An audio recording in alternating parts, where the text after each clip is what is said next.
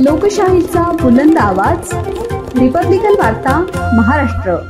अनैतिक संबंधांच्या आड येणाऱ्या भावाचा काटा, सख्या भावाकडूनच खून। जालन्यातील बदनापूर येथील खळबळजनक घटना, दोघे आरोपी पोलिसांच्या जाळ्यात। बातमी जालना येथून। जालना जिल्ह्यात अनैतिक संबंधांना विरोध करत असल्याच्या कारणावरून सख्या भावानेच भावाचा काटा काढल्याची धक्कादायक घटना उघडकीस आली आहे। बदनापूर परिसरात घडलेल्या या प्रकरणामुळे संपूर्ण जिल्ह्यात एकच खळबळ उडाली आहे।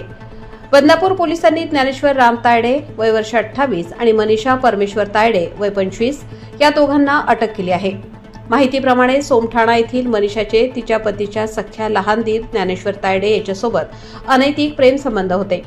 या संबंधांना पती परमेश्वर राम तायडे वय वर्ष 30 हा आडेच होता, त्यामुळे दोघांनी मिळून परमेश्वरचा खून करण्याचा कट रचला।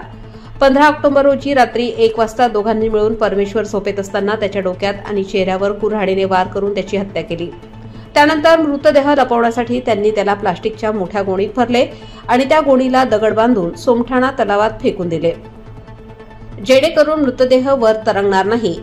परमेश्वर बराच काळ घरात नसल्याने गावात चर्चा सुरू झाली। तसेच मनीषा आणि ज्ञानेश्वर यांचे अनैतिक संबंध गावात आधी चर्चेत असल्याने लोकांमध्ये शंका निर्माण झाली।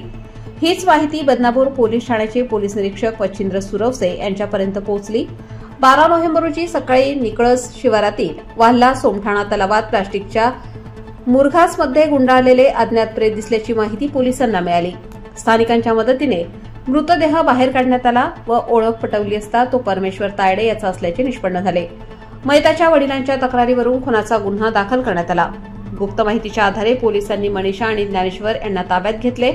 चौकशी दरम्यान त्यांनी सुरुवातीला गुन्हा नाकारत पोलिसांची दिशाभूल करण्याचा प्रयत्न केला, मात्र पोलीस निरीक्षक सुरवसे यांनी त्यांच्या समोर तांत्रिक पुरावे व तथ्ये ठेवली। त्यातून दोघांचेही खोटेपणा उघड झाला आणि अखेर त्यांनी गुन्ह्याची कबुली दिली। दोघांना अटक करून त्यांच्याविरुद्ध पुढील तपास सुरू आहे।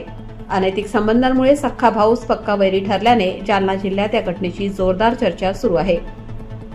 रिपब्लिकन वार्ता महाराष्ट्र न्यूजसाठी भोकरदन प्रतिनिधी राजू शहा, जालना।